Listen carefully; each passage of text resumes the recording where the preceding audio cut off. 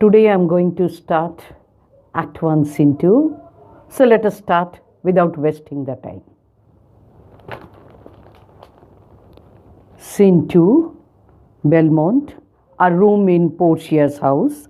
Enter Portia and Nerissa. Nerissa, you know very well. Nerissa is lady in waiting for Portia. Portia, by my troth, Nerissa, my little body is aweary of this great world. Portia is saying to Nerissa that she is fed up of this world. She is too much disturbed and worried of this world. Nerissa, you would be, sweet madam, if your miseries were in the same abundance as your good fortunes are. So Nerissa accepts it, the weariness of Portia, saying, you would be tired if your miseries were as great as your fortunes are. And yet, for aught I see, they are as sick that surfeit with too much as they that starve with nothing. As far as Nerissa could see, those who have excess of anything suffer as much as those who have nothing. It is no mean happiness, therefore, to be seated in the mean. It is so small happiness to have a position equally scarved in the middle. Neither be too happy nor be too sad. If you are in the middle, you can enjoy your life. Superfluity comes sooner by white hairs, but competency lives longer. So she is saying, those who have too much of the good things of the world are likely to become prematurely old because they indulge in them as excess as, but those who have moderate wealth and just enough are likely to live longer and have happiness in their life. Portia, good sentences and well pronounced.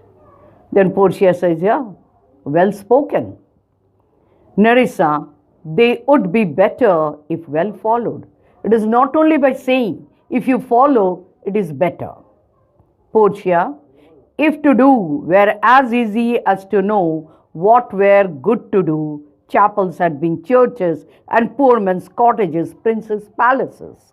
Then Portia says, it is very easy to say the good things, but if we could follow the good things that we said, then a chapel would turn into a big church and a cottage will turn into a palace. It is a good divine that follows his own instruction. He is a good preacher who follows what he preaches. I can easier teach 20 what were good to be done than be one of the 20 to follow mine own teaching. She is saying it is easy to teach 20 people, but to be one of the 20 is difficult. The brain may devise laws for the blood, but a hot temper leaps over a cold decree. She again says, the brain can draw up laws for the body to follow, but the man, in the impulse of the moments, usually ignore those laws. Such advice of the people. Such a hair is madness, the youth to skip over, the maces or good counsel, the cripple. The heat of distraction, they turn a deaf ear to the advice of the elderly people, just like the small hare who has learned to jump, small rabbit who has just learned to jump. When a old hare advised him not to go to a particular side, maybe the hunters had put a trap, he ignores. He goes there, falls in the trap, and gets the cripple. But this reasoning is not in the fashion to choose me a husband. But these advice of the elderly people is not suitable for Portia while choosing her husband. Oh me, the word choose. I may neither choose whom I would nor refuse whom I dislike. She can neither accept anyone whom she doesn't like, nor she can refuse anyone whom she loves. So this selection is not good for her. Is it not hard, Nerissa, that I cannot choose one nor refuse none? Isn't it unfair on her part?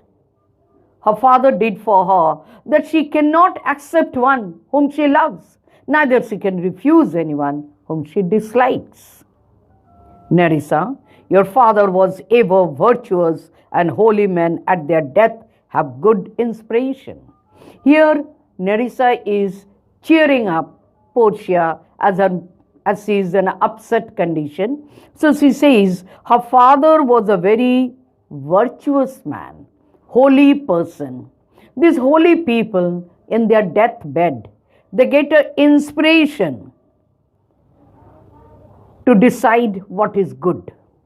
Therefore, the lottery that he had devised in these three chests of gold, silver, and lead, whereof who chooses the meaning. That's why he has, by seeing the beauty of Portia and her wealth, he decided of a device of three caskets, gold, silver, and lead.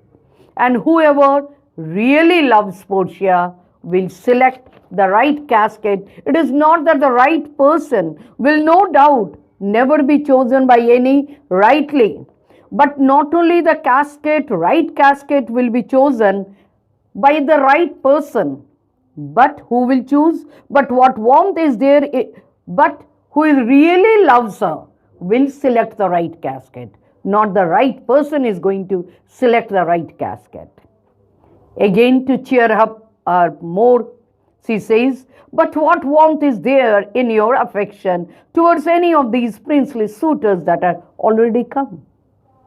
To change her mind, Nerissa says, what is Portia's feelings for the suitors who had already come to propose her? Portia, I pray thee, overname them, and as thou namest them, I will describe them, and according to my description, level at my affection. So Portia says to Nerissa to name those people, and according to the name, Portia will describe them. Nerissa will decide Portia's feeling towards them by her description. Each and every one will be described by Portia, and by hearing a description, Nerissa will understand what is the feeling of Portia towards them. Nerissa, first there is the Neapolitan prince, a prince from Naples.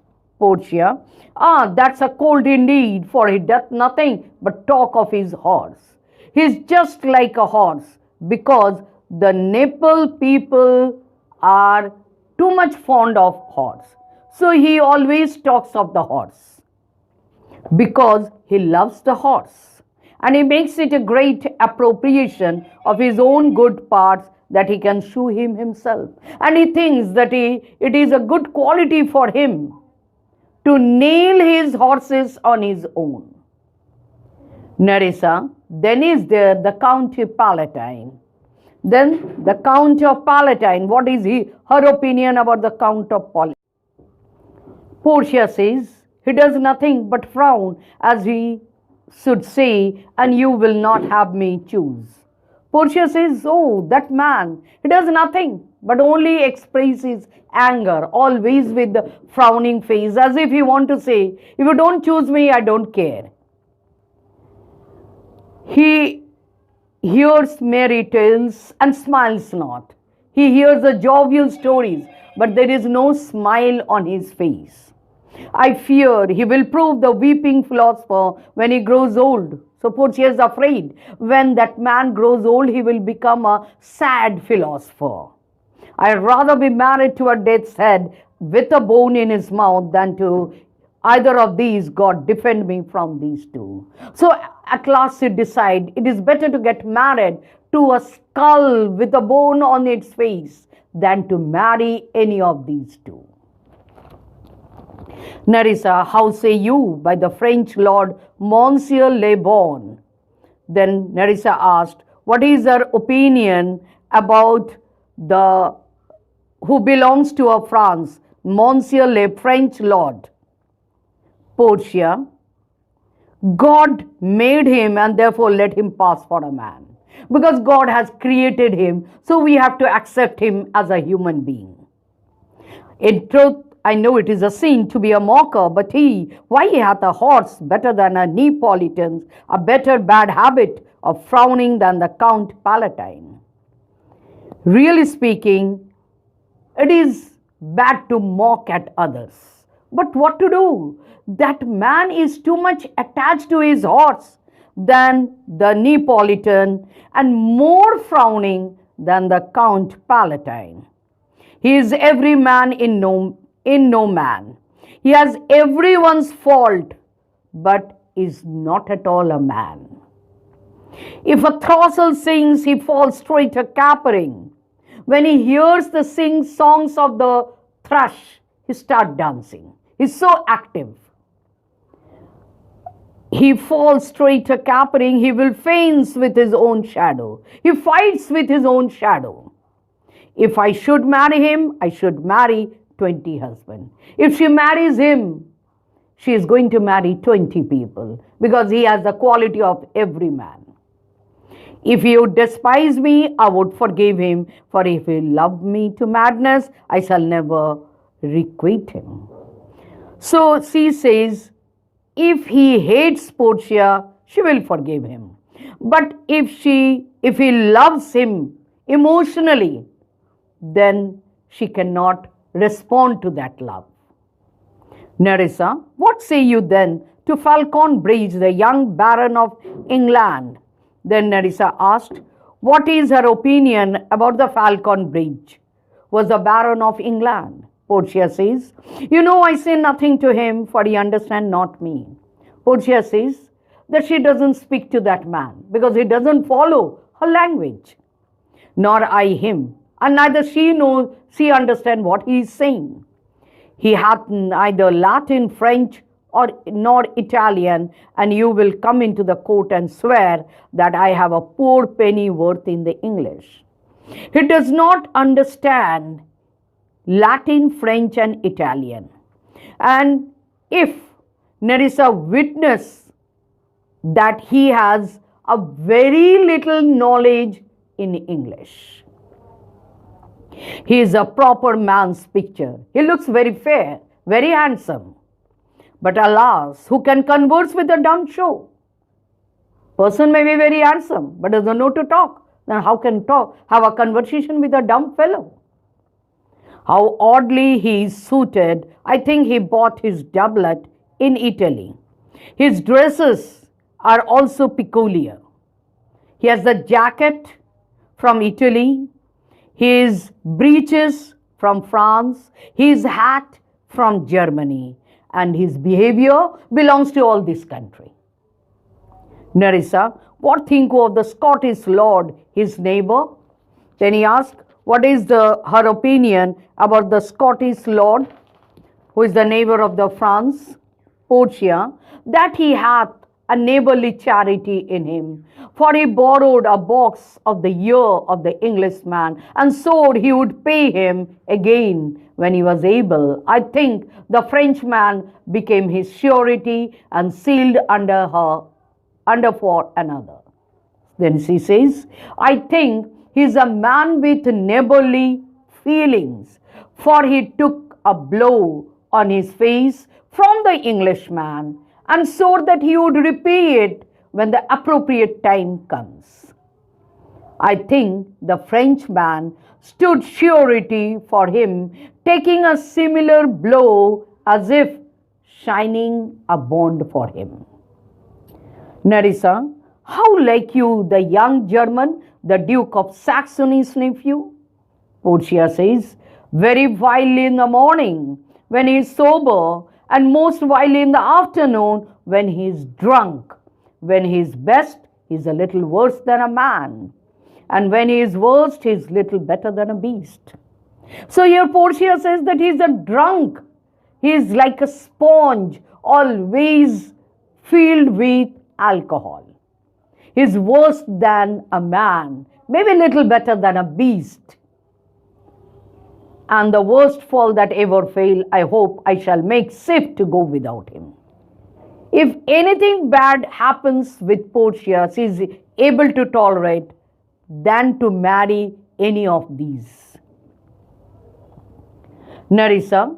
So Portia says, I shall make shift to go without him. She will manage her life without this kind of fellows. Nerissa, if he should offer to choose and choose the right casket, you should refuse to perform your father's will if you should refuse to accept him. Then Nerissa says, suppose this man, the Duke of Saxony's nephew, goes to select the casket and he selects the right casket. And if Portia refuses, that means she is going against her father's will. What will she do then? Portia says, therefore, for fear of the worst, I pray thee, set a deep glass of Venice wine on the contrary casket, for if the devil be within and that temptation without, I know he will choose it. I will do anything, Nerissa, before I'll be married to a sponge. So she says, there is one way to get rid of this kind of fellows. As he enters to select the casket, put a glass of Venice wine on a wrong casket. As he enters into the room, he sees the wine, the devil from inside will be out and he will be tempted, he will go and touch that wine, means he touches the wrong casket. Finished, he has to go back. Nerissa, you need not fear, lady, the having any of these lords, they have acquainted me with their determination, which is indeed to return to their home and to trouble you with no more suit. Then Nerissa consoles Portia by saying that all these suitors have decided to go back home without disturbing her, unless you may be won by some other short than your father's imposition, depending on the caskets. And if Portia is ready to marry anyone by any other way than what her father has decided. Portia, if I live to be as old as Sibylla, I will die as just as Diana, unless I be obtained by the manner of my father's will. Then Portia says, no, never. Where she shows that she is a very loving and caring daughter. She says, if she lives as old as Sibylla, who is the prophetess, according to Roman mythology, who got the blessing that as many sand grains she has in her hand, she will live for so many years. If she lives as old as Sibylla, she will die as virgin as Diana. I am glad this parcel of words are so reasonable, for there is not one among them, but I dote on his very absence, and I pray God grant them a fair departure. Now Portia is very happy that these wooers are very reasonable, as they have decided to go back. She is not feeling sad for anyone's absence. She is very happy and she prays to God, give them a good departure. Nerissa, do you not remember, lady, in your father's time, a Venetian, a scholar and a soldier that came hither in company of the Marquis of Nerissa mocks at Bassanio by saying that Portia might be remembering during her father's time, a Venetian came who was a scholar and a soldier, who came with Marquis of Montferrat, whereas Bassanio was none of these. Portia, yes, it was Bassanio, as I think so was he called. Nerissa, true madam, he of all the men that ever my foolish eyes looked upon was the best deserving of fair lady. Then Nerissa says, as she has seen so many suitors, so many people, think Bassanio, that Venetian fellow, is the right fellow who deserved Portia. Portia, I remember him well, and I remember him worthy of thy praise. Portia is very happy to hear Bassanio's name as she is in love with him. She says, yes, I think I remember, though she knows very well he is Bassanio, but she wants to show to Nerissa that she is forgetting. So she says, I think he is Bassanio. Enter a servant. How now? What news? Portia asks, what is the news? Servant, the 4 strangers seek for you, madam, to take their leave. The 4 strangers were looking for Portia because they wanted to go back. And there is a forerunner came from a 5th, the Prince of Morocco, who brings word the prince's master will be here tonight, and says that a messenger has already come from the 5th one, who is Morocco, that his master is going to come in Belmont that night. Portia, if I could bid the 5th welcome with so good heart as I can bid the other 4 farewell. So Portia, by hearing the 5th one, she is worried. That's why she says, if I could welcome the 5th one as I have bid farewell the 4 suitors, I should be glad of his approach. I would have been happy for his coming. If he have the condition of a saint, if he has the nature or the quality of a saint and the complexion of a devil and the color of the devil, I had rather he should shrive me than wipe me. It is better to be not to be his wife than to be a confessor. While, come Nerissa, sir, go before, whilst we shut the gate upon one wooer, another knocks at the door. So Portia called Nerissa and says, let us go. Before we could close the gate for the 4 people sending them out, the 5th one already has approached. So children, this scene has come to an end. In this scene, we are introduced to Portia, about whom our curiosity has already aroused in the first scene. There is a little action. This scene is important for the characterization. Her feeling of weariness, that what her father has devised, we find the similarity with Antonio's weariness. She can't select a husband, as mostly the young girls do that, because she is bound with her father's will. Thank you.